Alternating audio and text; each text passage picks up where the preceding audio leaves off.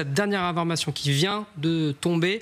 Vladimir Poutine qui ordonne un cessez-le-feu au moins 24 heures d'après nos informations pour les célébrations de Pâques. Ce cessez-le-feu va commencer d'ici 1 heure à peu près, heure de Paris, 17h heure de Paris. Nadejda, vous avez des informations, c'est vous qui nous avez d'ailleurs donné cette information il y a quelques minutes. Alors combien de temps ça va durer exactement ? C'est écrit que ça commence à 18h de Moscou, 19 avril, et jusqu'à minuit 00.00, 21 avril. Ça veut dire, je pense, c'est le matin du lundi. D'accord, donc ce serait que la journée de demain, c'est-à-dire dimanche, au moins 24 heures. C'est une information très importante dans la mesure où on n'a pas le souvenir d'avoir... Il y a une explication sur le site, sur le télégramme de Kremlin, je vous traduis. Pour raison immunitaire, aujourd'hui, de 18h jusqu'à dimanche, la partie russe annonce le cessez-le-feu de Pâques. J'ordonne pour cette période arrêter tous les actes militaires. On part aussi que la partie ukrainienne va suivre notre initiative.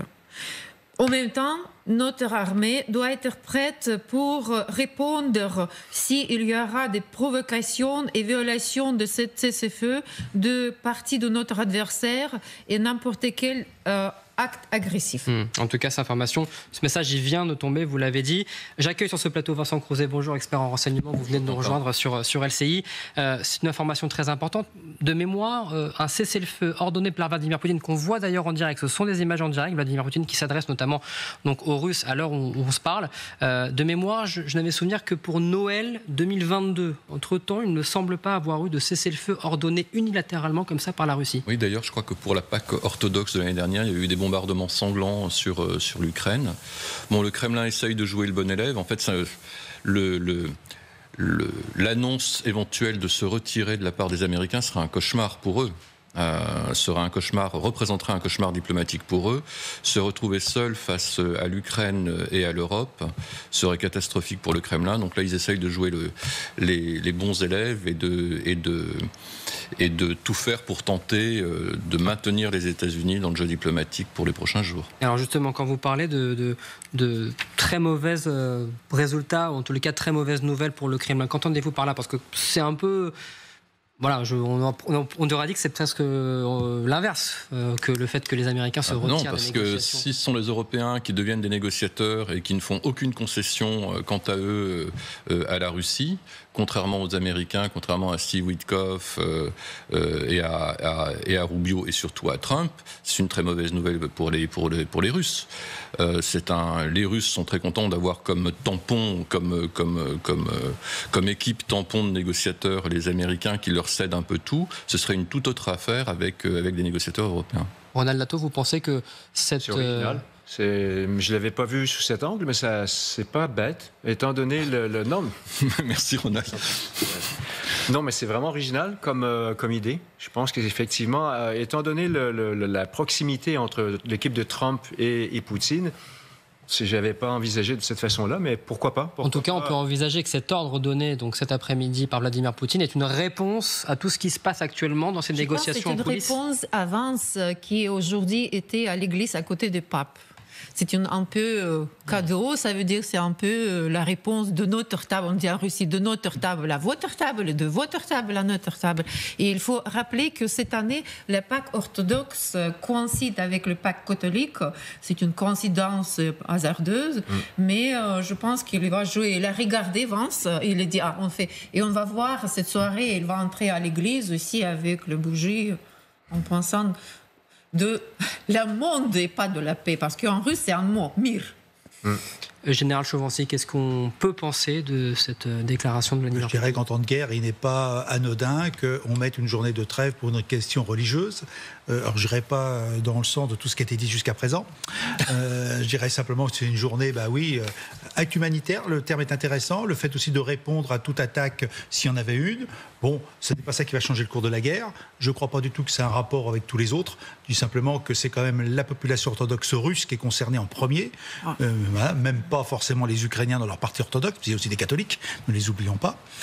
Donc là, je pense que non, c'est une opportunité à un moment donné, souveraine, je dirais une position souveraine de Vladimir Poutine sans chercher plus loin.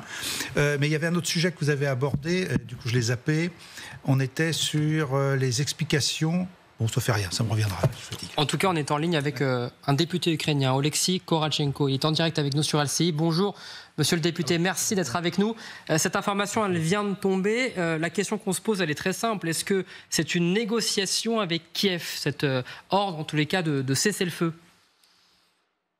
Bonjour. Premièrement, je ne crois pas à Poutine. L'Ukrainien, tous, nous ne croyons pas à Poutine.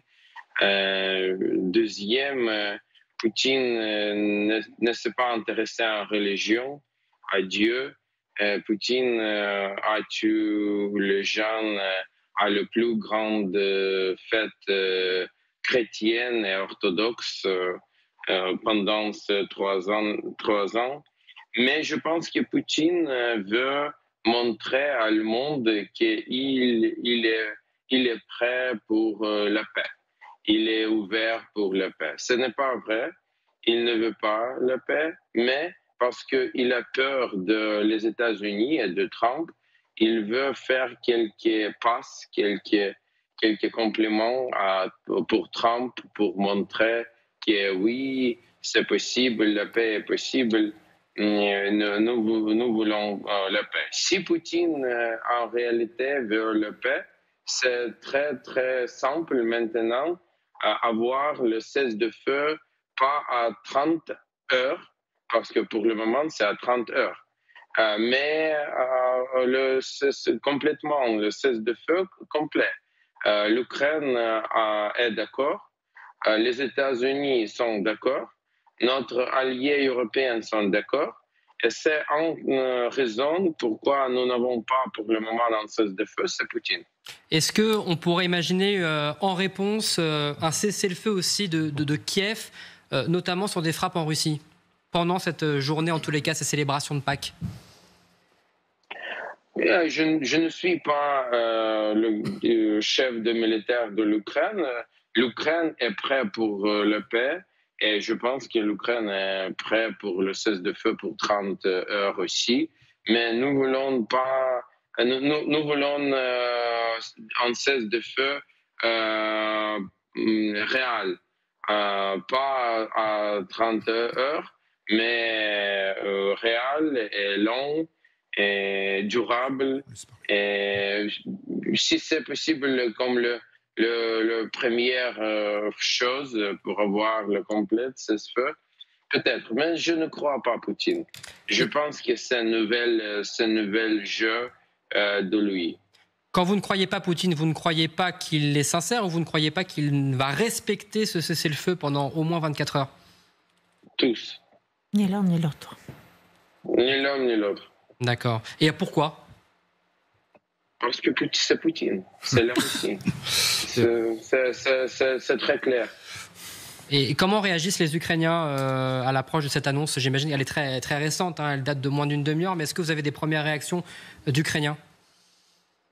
Je sais, c'est difficile parce que c'était 10 minutes, il y a 10 minutes. Je ne peux pas dire à tous les Ukrainiens, mais encore une fois, l'Ukrainien veut la paix.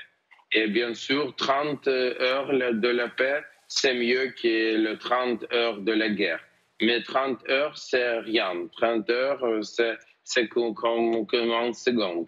C'est pourquoi nous sommes intéressants en quelque chose de réel et long et durable. Mais 30 heures, c'est aussi bon. Merci Oleksiy Korachenko d'avoir été en direct sur LCI avec nous. Général Chauvency, vous vouliez réagir justement à ces propos. C'est quand même incroyable de se dire que les Ukrainiens aujourd'hui, c'est une annonce, c'est plutôt une bonne nouvelle quand même. Il faut se réjouir entre guillemets d'une annonce comme ça. Ça va dans le bon sens, je ne sais pas, mais malgré tout, les Ukrainiens ont peine. Alors, je vais rappeler, est-ce que j'ai utilisé le mot souveraineté russe? Il est souverain dans cette décision. Un cessez-le-feu, normalement, ça se fait à deux. C'est-à-dire que normalement, on aurait dû avoir du côté ukrainien et du côté russe, nous faisons un cessez-le-feu de 36 heures ou 30 heures pour la Pâques. C'est pas ce qui s'est passé. on a uniquement Poutine qui dit je fais un cessez-le-feu. Ah non, je ne suis pas d'accord, parce que cessez-le-feu du côté ukrainien était annoncé avant. Non, il a arrêté le cessez-le-feu. Hein, c'est fini. Nous sommes dans le cessez-le-feu. Il ne faut pas tout mélanger. Nous sommes dans le cessez-le-feu pour la Pâque. C'est quelque chose de bien précis, qui dure sur 30 heures. Donc il ne faut pas mettre tout ensemble. Non, voilà, on est bien un truc bien particulier. C'est pas un prolongement du cessez-le-feu sur les infrastructures énergétiques. Parce qu'il peut considérer toutes ces frappes comme des ripostes. Et vous considérez comme le champ de bataille. Ça veut dire que si c'était déjà annoncé, les Ukrainiens peuvent penser qu'ils sont toujours dans cessez-le-feu et c'est juste qu'ils font des ripostes pour les frappes des Russes. Et les Russes qui sont annoncés maintenant dans la position plus faible. Il faut être sérieux quand même de temps en temps. Hein. On est sur quelque chose, on est sur moins de 2 jours. C'est pas ça qui change le cours de la guerre. Il y a une décision qui est prise par les Russes d'un côté d'une manière très claire. Pour moi, un cessez-le-feu efficace, avec toutes les remarques qui ont été faites, aurait été un accord de part et d'autre pour dire oui, on fait un cessez-le-feu pour des questions religieuses pour ces 30 heures, ce n'est pas ce qui a été fait. Donc on voit bien que c'est une décision unilatérale du côté russe et que les Ukrainiens finalement ne font que subir, regarder et feront ce qu'ils veulent. Ils ne sont pas obligés de respecter le cessez-le-feu. Ils n'ont aucune raison de le faire. Maintenant, sur un deuxième point sur lequel je voulais aborder, l'idée que j'ai perdue tout à l'heure, la réaction sur l'Europe et la position européenne, tu disais que oui, ça y est, l'Europe finalement va être en position de force puisque la Russie n'aura plus les États-Unis en aide et ce sont les Européens qui vont négocier. C'est ce que tu as dit. Oui. J'assume. Tu assumes. Encore faut-il que les Européens aient des leviers. Pour l'instant, où sont les leviers de l'Europe pour peser sur les décisions, les négociations avec les Ukrainiens, avec les Russes? Il n'y en a pas. Donc, on fait des conférences, qu'on a dit tout à l'heure, on fait des communiqués, mais pour l'instant, quels sont nos moyens de pression pour finalement que la Russie craigne que les Européens viennent discuter? Il n'y a pas plus de moyens de pression côté américain depuis le 20 janvier. Il n'y en a absolument aucun. Et pourtant, ils sont en position de négociation et ils apparaissent comme des négociateurs sans imposer la moindre sanction. Les Européens peuvent encore déclencher des paquets de sanctions contre la Russie. Ils peuvent peser auprès de la Chine, parce que la Chine sera un acteur très important dans les prochaines négociations. C'est la Chine, en fait, qui sera la variable d'ajustement, qui appuiera sur le frein ou bien qui appuiera sur l'accélérateur concernant l'aide à la Russie. Et ça, c'est très important. Et je pense que le nouvel axe européen-Chine à la défaveur ou à la faveur des décisions commerciales de Trump sur les droits de douane, c'est un élément très important. On va rester sur ce cessez-le-feu particulier, car c'est une information quand même importante. Ronald Nato, est-ce que ça peut changer quelque chose dans ces négociations actuellement? À 18h. Je crois pas. C'est tellement ponctuel comme décision et comme le général le disait, c'est unilatéral. Si ça avait été négocié à deux, je pense que peut-être ça aurait été comme les prémices d'un règlement peut-être plus solide. Mais là, pour ça, je ne crois pas. Et pour revenir à ce que Vincent disait tout à l'heure, je pense que les Européens ont quand même un tout petit peu de levier. C'est-à-dire que si les Allemands se mettent à produire davantage et acceptent d'exporter des missiles à longue portée aux Russes, tout ça, je ne suis pas convaincu que les Européens ont absolument rien à faire ou rien à dire. Je suis assez d'accord qu'en termes de production industrielle, on n'est pas top, mais je suis assez d'accord avec l'idée selon laquelle les Européens semblent bien plus intransigeants à l'égard de Moscou que les Américains. Les Américains, en ce moment, travaillent pour les Russes. Donc là, c'est dans ce sens-là que j'étais assez d'accord avec ce que Vincent... Intransigeance, je suis d'accord. Maintenant, il faut avoir les moyens de son intransigeance. Après, et les Russes ne suffiront pas. Bien sûr. Après, il y a ce que l'on dit et il y a ce que l'on ne voit pas aussi. Hein. Oui, il y a ce que l'on ne voit pas aussi. Et depuis 3 mois, l'aide s'est intensifiée, mais à bas bruit, sans trop le dire, en termes d'approvisionnement en munitions, en armement, éventuellement en conseil, éventuellement aussi en renseignement. Donc les Européens, depuis 3 mois aussi, fournissent des efforts sans trop communiquer. Je vais donner la parole à Nadezhda Kutepova, mais juste avant, on va regarder la citation précise de Vladimir Poutine. Je vous donne la parole juste après. Guidé par des considérations humanitaires, la partie russe déclare une trêve de Pâques aujourd'hui à de 17h jusqu'à minuit entre dimanche et lundi. C'est exactement ce que vous nous disiez juste avant, Nadezhda. Je donne l'ordre de cesser toutes les hostilités pendant cette période. La question, je l'ai déjà posée, mais je pense qu'elle est au cœur de ce qui se passe actuellement dans les négociations. C'est une réponse 24 heures après cet ultimatum américain. Est-ce que c'est une réponse de Vladimir Poutine ? Je pense qu'en tout cas, cette volée est entendue par les Russes. Mais ce que je voudrais ajouter, qu'il y a un terme juridique, car je suis juriste, je dois le prononcer, qui s'appelle en français « agir par l'omission ». Ça veut dire que je ne fais pas des actes juridiques, mais si je ne fais rien, ça veut dire que je suis d'accord. Et moi, je pense très à profit des Ukrainiens n'agir pas de cette manière, parce que c'est la Russie qui est agresseur. S'il annonce je fais la trêve, ils vont trêve, et les Ukrainiens, ils agissent juste par la manière de omission. Mais je vais attendre pendant ces 30 heures les provocations de tous les types de côté des Russes, pour dire après, alors, soyons attentifs et vigilantes. Alors on va retrouver justement Marianne de Coteneuf qui est à Odessa justement en Ukraine avec Éric Josset.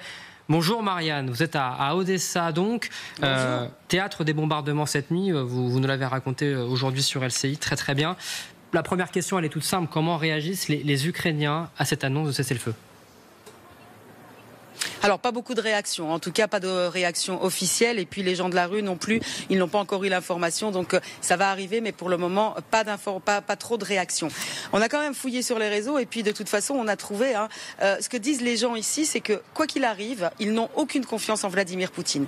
Ils nous rappelaient qu'en janvier 2023, un cessez-le-feu avait été aussi décrété pour les fêtes du Nouvel An. Eh bien, quelques heures après seulement la décision de ce cessez-le-feu, les bombardements ont repris. Donc ici, encore une fois, tout ce que dit Vladimir Poutine, ça n'a aucune valeur. Il faut bien vous mettre ça dans la tête, c'est que ici, franchement, mais que Vladimir Poutine déclare un cessez-le-feu, pour les gens, ça ne change rien. Ils n'ont aucune confiance en lui et ils savent qu'ils doivent rester de toute façon sur leur garde. La guerre continue, les bombardements vont se poursuivre et ils ne s'attendent à rien d'autre que la continuité de la guerre. C'est absolument impossible pour un Ukrainien de croire en la parole de Vladimir Poutine. D'abord parce qu'il y a des précédents.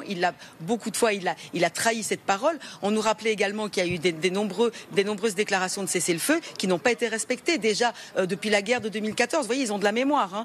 En 2020, ça s'est déjà produit, où 2 minutes après, ils nous racontaient à minuit, le cessez-le-feu avait été décrété. 2 minutes après, à minuit 2, les bombardements reprenaient. Donc, on le voit bien ici, ces propos n'ont aucune valeur et c'est pour ça qu'il n'y a aucune vraie réaction encore pour le moment, officielle en tout cas. Merci beaucoup Marianne Coteneuf. Merci également à Éric Josset, donc à Odessa en direct en Ukraine. Vincent Crouzet, effectivement, les Ukrainiens ne croient pas du tout Vladimir Poutine. Pourtant, quand on le voit, la déclaration, la communication, on le voit, il est en direct à la télévision russe, il parle. Alors là, il est avec Gerasimov, son chef d'état-major, mais bon, on se dit qu'il y a quand même un vrai effort de communication sur ce cessez-le-feu. Est-ce que finalement, on ne peut pas le croire un petit peu quand même ?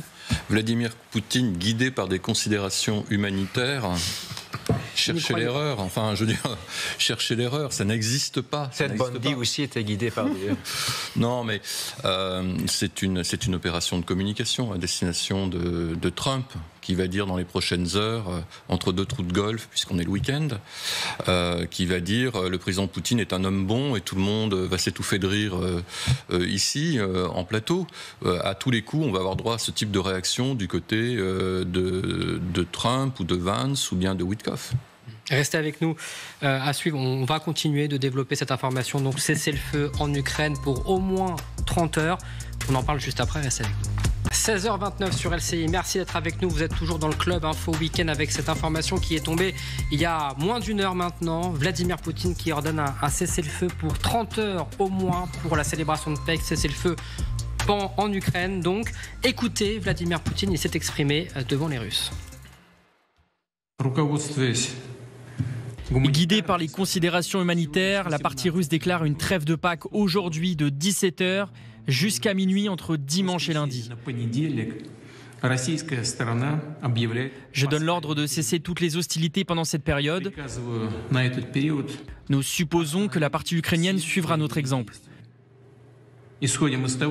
Dans le même temps, nos troupes doivent être prêtes à repousser d'éventuelles violations de la trêve.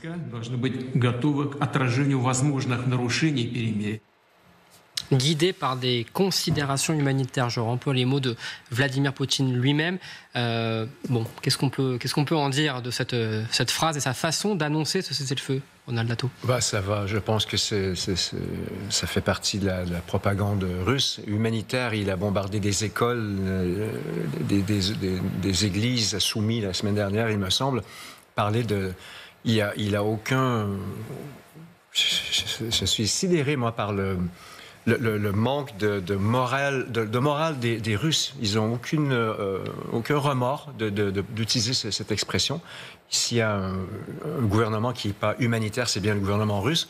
Mais ça ne le dérange pas. Il proclame il décrète un cessez-le-feu pour des raisons humanitaires, mais en même temps, il met en garde. Attention, si les Ukrainiens nous attaquent, nous répondrons. Donc, à mon avis, si j'étais russe, qu'est-ce que je ferais? Je prétendrais avoir été attaqué par les Ukrainiens et je lancerais des représailles. Natacha Koutepova, est-ce qu'on retrouve un petit peu là dans ce mode de déclaration le Vladimir Poutine qui se donne toujours le beau rôle, l'homme qui veut la paix? On retrouve un petit peu ça finalement. On a l'impression d'avoir presque déjà entendu ce genre de déclaration de la part de Vladimir Poutine. Mais tout d'abord, quelles que soient des raisons, une trêve, c'est bon. C'est 30 heures de la silence, les gens qui peuvent dormir, parce que vous savez, c'est chaque nuit, il y a des alarmes, il n'y a pas de vie normale. Deuxième chose, pourquoi elle fait ça? À mon avis, ils ont bien analysé toutes les actualités qui est passées ce jour-là.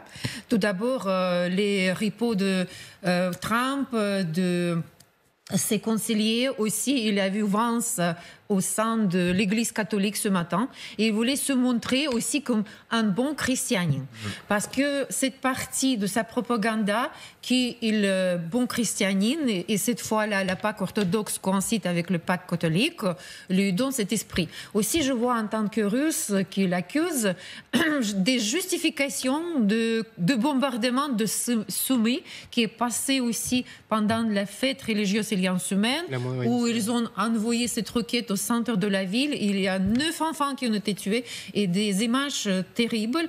Et je pense qu'il profite de son chance. Aucune raison humanitaire, il n'y a pas, mais sauf son profit. Mais peut-être, à son avis, le profil, c'est aussi raison humanitaire. Je ne sais pas. Vincent Crouzet, vous êtes d'accord avec cette analyse? Oui, je suis d'accord avec l'analyse de Nadejda. Je pense qu'effectivement, il veut se montrer en bon samaritain en ce week-end de Pâques. Je vais me faire un petit peu l'avocat du diable pour une fois après m'être moqué de Vladimir Poutine guidé par des considérations humanitaires. La politique des petits pas, c'est important parce que c'est la seule qui peut prévaloir en fait dans cette situation. On voit que tout le monde est figé sur des considérations territoriales. C'est extrêmement difficile de faire bouger les lignes.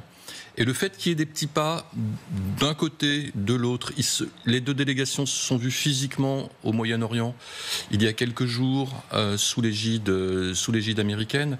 C'est important parce que petit à petit, les camps ne vont pas se rapprocher d'un coup d'un seul et ils ne vont pas trouver un accord d'un coup d'un seul. Ça va être très long. Et le fait que chacun fasse un pas, même si c'est hypocrite, même si on n'y croit pas, même si on peut se moquer de la posture de Poutine, néanmoins, c'est quelque chose de marquant. Général Chauvencier, est-ce que ça peut, comme le dit Vincent Crouzet, forcer peut-être les Ukrainiens dans les prochains jours à eux aussi faire un pas dans les négociations, dans le plan de paix proposé par les Américains notamment? Tout est possible, mais je crois que les enjeux sont démesurés par rapport à ce qui vient de se passer, parce que les enjeux, c'est d'accepter finalement l'amputation d'un territoire. Donc là, on a un petit pas qui montre qu'on pourrait peut-être discuter. Alors moi je ne suis pas tout à fait convaincu que forcément on cherchera à provoquer la faute chez l'adversaire. Je pense que là il y a quand même une volonté de faire une pause, mais à mon avis qui est d'ailleurs beaucoup plus destinée. Alors vous avez dit plein d'autres gens, mais moi je pense aux orthodoxes russes, parce que c'est la Pâque russe, donc ça oui, que maintenant ça a un impact à l'extérieur de la Russie, sans doute. Et puis le petit pas dont on vient de parler, et c'est assez vrai, il faut voir comment va se passer ce cessez-le-feu. Il ne faut pas se faire d'illusions. 1000 km de front, avant que les ordres descendent d'en haut jusqu'en bas, c'est ça que je voulais. Il va y avoir des violations de ce cessez-le-feu, mais pas forcément pour provoquer, simplement parce qu'on est encore dans le feu de l'action et que tous les ordres ne seront pas arrivés jusqu'en bas. Ça, c'est sur 1000 km, c'est évident. Maintenant, tout dépend de la démesure ou de l'interprétation qu'on en fera de part et d'autre. Est-ce qu'on m'a attaqué volontairement pour ne pas respecter le cessez-le-feu, donc je vais riposter, bon, on verra. Mais effectivement, les Ukrainiens pourraient prendre le train en marche en disant, nous aussi... puisque c'est la Pâque et c'est une fête religieuse qui n'a rien à voir avec le conflit en tant que tel, nous pourrions donner les ordres à nos troupes de ne pas, effectivement, d'exercer d'actions de combat tant qu'on n'est pas attaqué. Et j'avoue que ça serait peut-être un petit pas constructif, sans préjuger de l'avenir, parce que c'est vraiment un petit pas, mais après tout, ça prouverait qu'il y a peut-être une passerelle de discussion entre les deux belligérants. On est en direct justement avec Jean de Lignasty, ancien ambassadeur de France en Russie. Merci d'être avec nous, monsieur l'ambassadeur. Alors la question, vous voyez autour de la table, l'analyse elle est claire, c'est qu'effectivement on est dans cette séquence diplomatique de négociation. Est-ce que vous aussi vous partagez cette analyse ? Je crois que tout ce qui a été dit est très pertinent. Moi, je voudrais rajouter une petite dimension, c'est que, comme vous le savez, il y a eu des changements religieux importants en Ukraine. En 2018, le patriarcat de Constantinople a reconnu le rattachement de l'Église ukrainienne, qui c'est l'Église orthodoxe patriarcat de Kiev, qui s'est réunie. Donc maintenant, il y a une Église orthodoxe ukrainienne et un reste de l'Église orthodoxe qui reconnaissait l'autorité du patriarche de Moscou. Et donc, il y a une concurrence en Ukraine même entre les orthodoxes patriarcat de Kiev et ceux qui restent, il y en a beaucoup moins maintenant, c'est vrai, de ceux qui reconnaissent l'autorité du patriarcat de Moscou. Et ne serait-ce que pour cela, Poutine doit apparaître comme celui qui fait la paix, qui reconnaît la fête de Pâques, qui est une fête très importante pour les orthodoxes, plus que pour nous d'ailleurs. Nous, c'est plutôt Noël, enfin les catholiques, c'est plutôt Noël. Donc il ne veut pas qu'on puisse dire que les Russes, dont le patriarcat a encore des prétentions sur une partie des orthodoxes d'Ukraine, ne fêtent pas la fête de Pâques. C'est très important politiquement, compte tenu du débat qui reste entre les orthodoxes patriarcats de Moscou et les orthodoxes patriarcats de Kiev en Ukraine même. Donc si je comprends bien votre analyse, vous qui connaissez très bien la société russe, vous avez vécu à Moscou en étant ambassadeur français là-bas, ce message, il est aussi destiné aux Russes? Il est aussi destiné aux Ukrainiens qui reconnaissent le patriarcat de Moscou, qui sont sous l'autorité spirituelle du patriarcat de Moscou. Donc c'est important pour la Russie d'apparaître comme respectant les fêtes religieuses et surtout pour éviter que les orthodoxes restant sous la tutelle de Moscou puissent être critiqués par les Ukrainiens en disant, vous voyez, les Russes, le patriarcat orthodoxe de Moscou ne fêtent même pas et ne reconnaissent même pas la sainteté de la fête de Pâques. Cet élément est important en plus de ceux qui ont été décrits tout à l'heure sur le plateau. Côté diplomatique, est-ce que cet ordre donné par Vladimir Poutine, c'est aussi une réponse aux Américains qui mettent la pression depuis hier et en menaçant de quitter la table de négociation? Écoutez, je ne crois pas, comme ça a été dit d'ailleurs, que c'est beaucoup d'influence sur les enjeux très importants de restitution de territoire, de neutralisation de l'Ukraine, etc. C'est très peu de choses par rapport au fond de la négociation.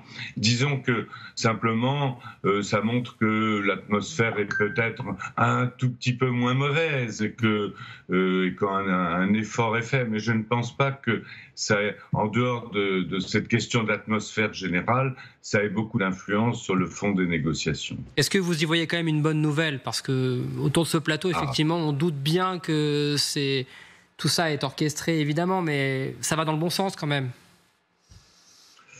Oui, enfin, par rapport aux négociations, c'est peu de choses. Effectivement, ça va dans le bon sens, en ce sens que, effectivement, l'atmosphère est peut-être un peu meilleure. Mais je crois que dans le passé, c'est déjà arrivé une fois. Je crois qu'il y a eu une trêve à Pâques pour 24 heures, et qui d'ailleurs n'a pas été respectée. Hein.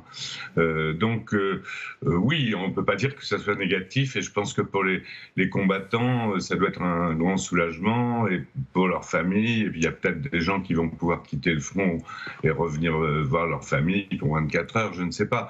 C'est un élément positif, mais encore une fois, ça n'interfère pas avec le fond de la négociation et des problèmes. Restez avec nous, monsieur l'ambassadeur, mais d'abord, je vais donner la parole à Nadejda parce que vous vouliez réagir au propos. Oui, je voudrais ajouter 2 remarques. Tout d'abord, ça me surprend un peu que Poutine partage cette image avec le chef d'état de siège de la Russie. Normalement, il fait ce type de propos toujours seul devant une caméra. Et ce que je vois, c'est que le général a mentionné cette responsabilité hiérarchique. Ça veut dire que j'ai dit, M. Gerasimov a pris, et maintenant c'est à lui à agir. Et si ces feux trêve est violé, c'est pas moi qui est responsable, mais général Gerasimov, c'est première chose. Et deuxième chose, parce que M. l'ambassadeur a mentionné l'église de Moscou, écoutez, il faut soyons clairs, l'Église de Moscou, patriarcat de Moscou, soutient la guerre. Il fait l'appel direct pour des soldats russes pour mourir pour la Russie, pour bombarder l'Ukrainienne. Et il y a des prêtres qui sont chassés. Et j'invite, par exemple, ce soir à l'église Boulevard Excellence, écouter un prêtre russe qui est chassé par l'église orthodoxe de Moscou. Et voilà, ça veut dire que c'est pas bonne intention de côté de l'église russe. Mais en tout cas, la trêve, c'est bien. Ronald Lato, vous voulez réagir? Les petits pas, là, c'est des marathons qui ont été négociés depuis quelques années et ça n'a rien donné. Moi, les petits pas... Non, mais j'y croyais à moitié. Moi, j'y crois pas du tout, même pas à moitié, même pas un tiers, même pas trois... Je sais pas... c'est positif jusqu'au prochain bombardement, jusqu'au prochain massacre. Ce jour de Pâques, il faut croire un peu quand même. Ah, alléluia. Soyons optimistes. C'est vrai que ce qui est intéressant quand même dans cette séquence de communication, vous l'aviez très bien dit, d'ailleurs, non seulement il y a Gerasimov, le chef de l'état-major, mais il y a aussi de mettre la religion autour de cette décision-là, comme si c'était un saint. Vous avez parlé de Samaritain, Vincent Crouzet, en tout cas, l'image qu'il veut se donner. Ça montre bien aussi la société qu'il veut être et qu'il veut montrer en Russie, en fait, tout simplement. C'est une question très intéressante parce que vous savez que j'avais une enfance soviétique. Et jusqu'à l'année 90, c'était juste ma grand-mère qui, à l'insu de mes parents, m'a baptisée. Même, c'est des souvenirs de petite enfance qui j'ai rigolé. Je ne savais pas c'est quoi cette petite croix. Mais ma grand-mère m'a interdit. Et alors, on est l'année 90, tout le monde soviétique se transforme en croyant. C'est que pas très mauvais comme cette trêve. Et après, on voit des gens, des responsables qui profitent chaque fois pour imposer ses visions politiques aux croyants. Et on voit au fur et à mesure que l'Église orthodoxe de Moscou est instrumentalisée. Et même ici, je ne vais pas nommer la rue, où il y a l'église russe qui sont officiellement comme la partie, la foncière de l'État russe, qui, par exemple, moi, je ne veux pas y aller parce que je peux être arrêté là-bas comme ennemi d'État. Et cette influence religieuse, c'est continue parce que c'est une partie importante.